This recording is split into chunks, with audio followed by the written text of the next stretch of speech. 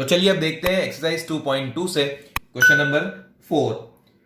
To check the ability of maths and logic of the students of a city, a private institute gives 20 puzzle based on these two subjects to 6 children selected from various schools. The number of puzzles solved by them is given below. The number of puzzles solved based on maths, number of puzzles solved based on logic. Compute the correlation coefficient between performances of children in two types of puzzles using the given data.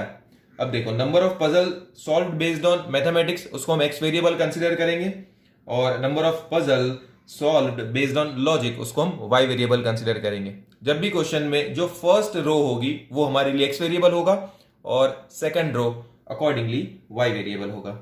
ठीक है, तो चलो सबसे पहले हम क्या calculate करते हैं, X bar and Y bar, ताकि हमें पता चले कि हम कौन सा फॉर्मूला कार्ल पियर्सन का यूज करके कोरिलेशन कोएफिशिएंट को कैलकुलेट करेंगे। सबसे पहले लिख देते हैं X variable and Y variable. यहां पर लिखते हैं एक्स, उसके बाद में यहां पर वाई। ठीक है, तो क्या है, एक्स पर हमने रखा हुआ है puzzle solved based on mathematics, तो यहां पर हम लिखेंगे 12, 8, 9, 10, 8, 11, यहां पर 11, 10, 4, 7, 13 एंड 16। अब एक्स बार वाई बार कैसे कैलकुलेट करते हैं, तो एक्स बार के लिए जो फॉर्मूला है वो है sigma X upon N. X bar equals to sigma X upon N, Y bar equals to sigma Y upon N. अब सिग्मा एक्स यहाँ पर ये सारे कॉलम, ये एक्स कॉलम का टोटल कर देंगे सारी वैल्यूज का प्लस, तो ये टोटल हमारा आ जाएगा 58 सिग्मा एक्स, और वाई कॉलम का जब टोटल करेंगे तो यहाँ पर इसका टोटल आएगा अपना 61, तो ये हो गया हमारा सिग्मा वाई। ठीक है, अब सिग्मा एक्स की जगह पर हम रख देंगे 58। एन का मतलब होता है नंबर ऑफ ऑब्जर्वेशन, कितने हैं 1 2 3 4 5 6, यहां पर हम रख देंगे 6। सिग्मा वाई की जगह पर हम रख देंगे 61 और एन की जगह पर 6। अब जब 58 डिवाइड बाय 6 करेंगे तो आंसर अपना आ जाएगा 9.67, 9.67, और वाई बार के लिए हमारा आंसर आएगा 10.17। क्या आंसर आएगा, 10.17। देखो, अब एक्स बार और वाई बार फ्रैक्शन में आ रहे हैं, एक्स बार और वाई बार हमारे फ्रैक्शन में आ रहे हैं। अब हम क्या चेक करेंगे, एक्स और वाई की वैल्यूज, कि एक्स और वाई की वैल्यूज नॉट वेरी लार्ज, यानी बहुत ज्यादा बड़ी नहीं होनी चाहिए, तो हमने एक कट ऑफ पॉइंट रख दिया था कि भाई 20 से छोटी होनी चाहिए। ठीक है, तो अभी ये एक्स और वाई की वैल्यूज हमें नजर आ रही है कि 20 से तो छोटी ही है, और एक तरीके से समझ में भी आ रहा है कि ये नॉट वेरी लार्ज वैल्यूज है, ऑलमोस्ट ज्यादातर जो वैल्यूज है वो सिंगल डिजिट में ही है। तो इसका मतलब जो सेकेंड फॉर्मूला था वो फॉर्मूला हमें अप्लाई करना है कोरिलेशन कोएफिशिएंट को कैलकुलेट करने के लिए। तो वो फॉर्मूला देखो, ये आपको याद रखना है। क्या है वो formula, N sigma X Y minus sigma X multiplied by sigma Y upon under root N sigma X square minus sigma X the whole square multiplied by under root N sigma Y square minus sigma Y the whole square. ठीक है, ये formula आपको learn by heart रखना है, क्योंकि सब कुछ ये फॉर्मूला के ऊपर ही डिपेंड करता है। देखो, फॉर्मूला में हमें क्या चाहिए, एन, तो एन तो हमें पता है कि एन कितना है 6, और चाहिए हमें सिग्मा एक्स वाई, यानी एक्स वाई कॉलम का समेशन, तो हमें एक एक्स वाई का बनाना होगा कॉलम, तो यहां पर मैं लिख देता हूं एक्स वाई।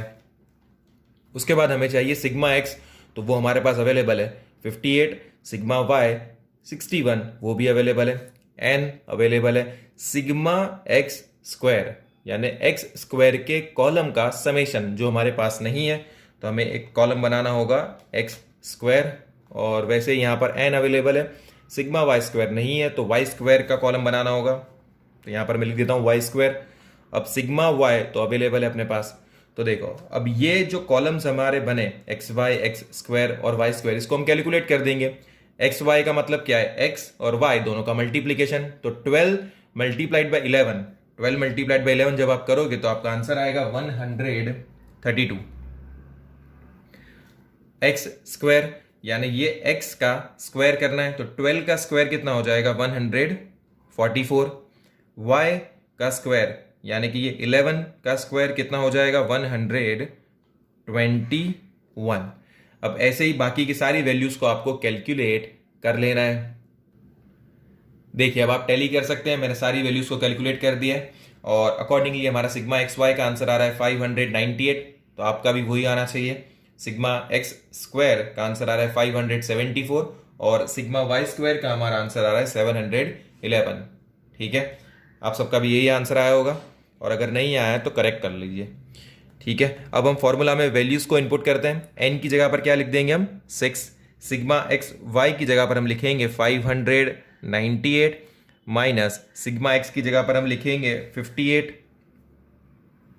और सिग्मा वाई की जगह पर हम लिख देंगे 61 अपॉन अंडर रूट एन की जगह पर हम लिखेंगे 6 और सिग्मा एक्स स्क्वायर की जगह पर हम लिखेंगे 574 माइनस सिग्मा एक्स की जगह पर हम लिखेंगे 58, सिग्मा एक्स की जगह पर हम लिखेंगे 58 और ये square multiplied by under root N की जगह पर अगेन 6, सिग्मा वाई स्क्वायर की जगह पर हम रखेंगे 711 माइनस सिग्मा वाई की जगह पर हम रखेंगे 61 और यहाँ पर स्क्वायर कर देंगे। ठीक है, अब ये कैलकुलेशन होगा न्यूमरेटर का 598 multiplied by 6, 598 multiplied by 6 answer आ जाएगा आपका 3588 और यहाँ पर 58 मल्टीप्लाइड बाय 61 का आंसर आएगा 3538 अंडर रूट 6 मल्टीप्लाइड बाय 574 तो 3444 माइनस यहाँ पर 58 का स्क्वायरिंग करना है तो आंसर आ जाएगा 3364 और यहाँ पर मल्टीप्लाई करेंगे 6 मल्टीप्लाइड बाय 711 तो यहाँ पर आंसर आ जाएगा 4266 और इस 61 का जब स्क्वायर करेंगे तो आंसर आएगा 3721। अब जब 3588 माइनस 3538 किया जाएगा तो आंसर आएगा हमारा 50 और डिनोमिनेटर में यहाँ पर 444 माइनस 3364 आंसर आ जाएगा यहाँ पर अंडर रूट 80 और यहाँ पर आंसर आएगा अंडर रूट 545। अब ये नीचे दोनों अंडर रूट्स का मल्टीप्लाई हो जाएगा 80 मल्टीप्लाइड बाय 545। अब जब ये सिंप्लीफाई करेंगे डिनोमिनेटर को तो आंसर आएगा 208.81। अब 50 डिवाइड बाय 208.81 करेंगे तो आंसर आ जाएगा हमारा 0.24 तो R इक्वल्स टू 0.24। इस तरीके से आंसर को बॉक्स में रख देना है हमें और यहाँ पर प्रॉपर लाइनिंग्स बनानी है। ये जो टेबल बना है ये टेबल में आपकी प्रॉपर लाइनिंग्स वगैरह होनी चाहिए। ठीक है, तो आपको फुल मार्क्स मिलेंगे और ऐसे ही क्वेश्चन 5 मार्क्स के लिए आते हैं। तो आपको समझ में आ रहा होगा कि कितना ईजी और कितना सिंपल है। सिर्फ और सिर्फ प्रैक्टिस की रिक्वायरमेंट है और उसी को ध्यान में रखते हुए मैंने कुछ सिमिलर क्वेश्चन मैंने आपको बता रहा हूँ। चलो देख लो। एक इलस्ट्रेशन नंबर 7, इलस्ट्रेशन नंबर 8 और एक्सरसाइज का क्वेश्चन नंबर 5 और एक्सरसाइज का क्वेश्चन नंबर 6 जो कि सिमिलर है अपना क्वेश्चन नंबर 1 से। ठीक है, तो इतने क्वेश्चंस आपके लिए देखेंगे यूवी मेथड का एक practical question and that is from exercise 2.2 question number 7। Okay, from the following information of the age and blood pressure, find the correlation coefficient between age and blood pressure. Age दिया हुआ है एक रो में, first row में, और उसके बाद में ब्लड प्रेशर दिया हुआ है। तो first row always x variable and second row y variable. ठीक है, तो मैं लिख देता हूं सबसे पहले x variable and y variable. यहाँ पर x और यहाँ पर हमारा आ जाएगा y। ठीक है, तो ये सारे यहाँ पर हम वैल्यूज लिखना स्टार्ट करते हैं। देखो मैंने यहाँ पर सारी वैल्यूज लिख दी है, x वेरिएबल की भी और y वेरिएबल की भी, और सिग्मा x भी कैलकुलेट कर लिया है, दैट इज 464 और सिग्मा y आ रहा है हमारा 1150। 53। अब हम क्या कैलकुलेट करेंगे, सबसे पहले X bar and Y bar. तो एक्स बार किसे कैलकुलेट करते हैं, X bar equals to sigma X upon N.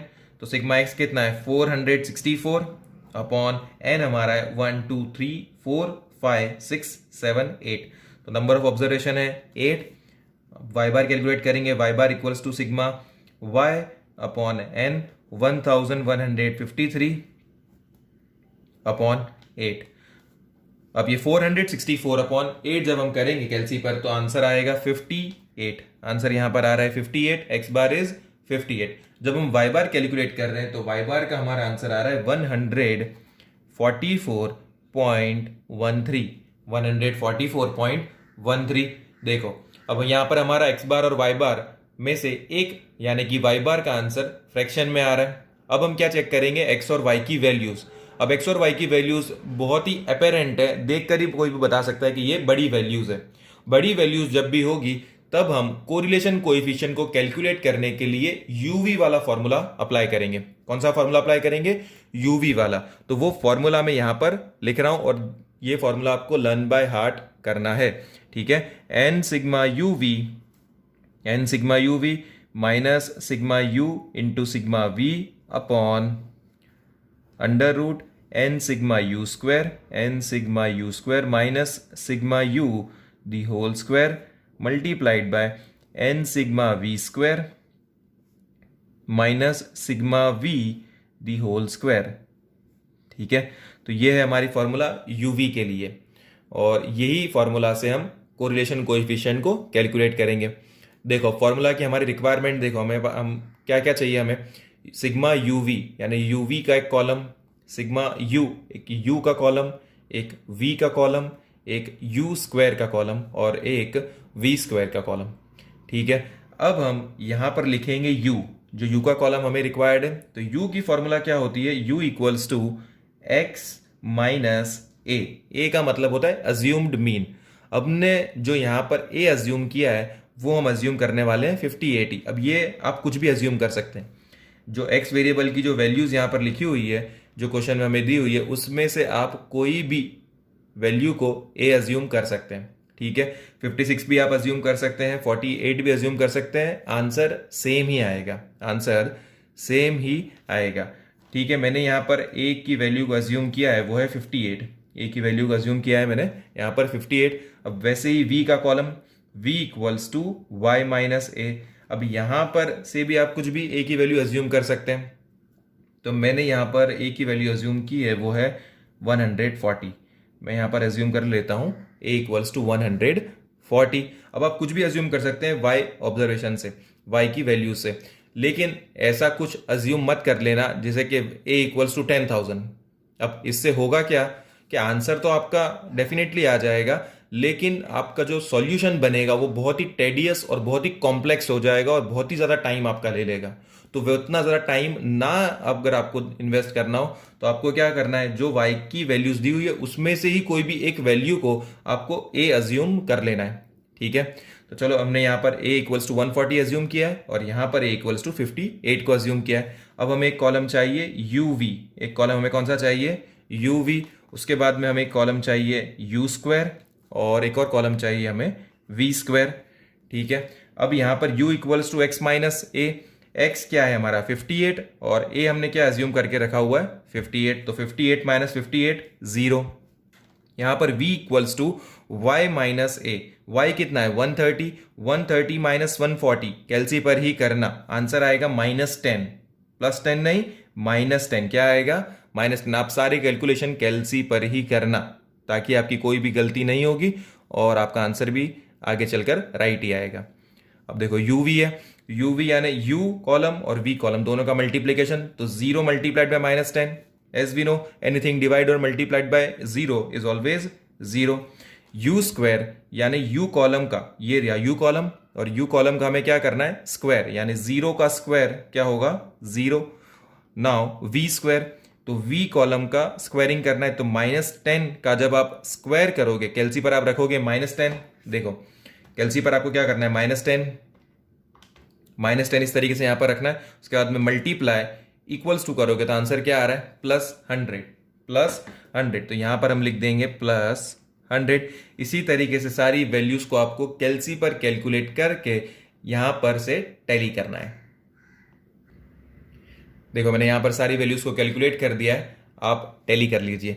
ठीक है, sigma U 0, sigma V 33, sigma U V 340, sigma U square 314, sigma V square 949। अभी सारी वैल्यूज को हम हमारी फॉर्मूला में इनपुट कर देंगे। एन कितना है 8, सिग्मा यू वी हमारा है 340, सिग्मा यू है 0, सिग्मा वी है 33। अब आते हैं डिनोमिनेटर पर, अंडर रूट एन की जगह पर हम लिखेंगे 8, सिग्मा यू स्क्वायर की जगह पर हम लिखेंगे 314 माइनस सिग्मा यू जो है वो हमारा 0 और उसका स्क्वायर करना है, उसके बाद में मल्टीप्लाइड बाय एन की जगह पर 8 और सिग्मा वी स्क्वायर वहाँ पर हम लिख देंगे 949 माइनस सिग्मा वी को हम स्क्वायर करेंगे 33 का स्क्वायरिंग कर देंगे यहाँ पर, और उसके बाद में ये इसको थोड़ा सा स्ट्रेच कर लेंगे लाइन को। ठीक है, अब 340 मल्टीप्लाइड बाय 8 जब आप कैलसी पर करोगे तो आंसर आएगा 2720, और यहाँ पर 0 मल्टीप्लाइड बाय 33 तो 0 ही होने वाला है। उसके बाद में हम आते हैं डिनोमिनेटर पर, 8 मल्टीप्लाइड बाय 314 आंसर आएगा आपका 2512 और माइनस 0 का स्क्वायर तो 0 ही आने वाला है। Under root 8 multiplied by 949 answer आ जाएगा आपका 7592 माइनस 33 का जब आप स्क्वायर करोगे तो आंसर आएगा 1089। अब 2720 माइनस 0 तो 2720, यहाँ पर आंसर होगा आपका 2512। यहाँ पर आपका आंसर आ जाएगा 6503, 2720, और यहाँ पर जब ये दोनों का सिंप्लीफिकेशन होगा तो आंसर आएगा आपका 4041.72, और जब आप ये कैलकुलेट करोगे तो आंसर आ जाएगा आपका 0.67, तो R इक्वल्स टू 0.67। तो ये हमने कैलकुलेट कर दिया है correlation coefficient by UV method. तो ये आप देख सकते हैं कैलकुलेशन को इतने ज़्यादा डिफिकल्ट नहीं है, यहाँ पर आपको सिर्फ लाइनिंग करनी है। ये बात को आप याद रखना, लाइनिंग प्रॉपरली करना है। जितना अच्छा प्रेजेंटेशन होगा उतने फेयर चांस है कि आप फुल मार्क्स स्कोर करोगे। अब इससे सिमिलर टू दिस क्वेश्चन मैं बताना चाहूँगा कौन से क्वेश्चन है आपके लिए। एक तो है आपका एक्सरसाइज का क्वेश्चन नंबर 8 यानी कि एक्सरसाइज 2.2 का क्वेश्चन नंबर 8, और एक है आपका illustration number 9 questions. Okay, so till then be safe and keep learning. This is Radiant Academy signing off.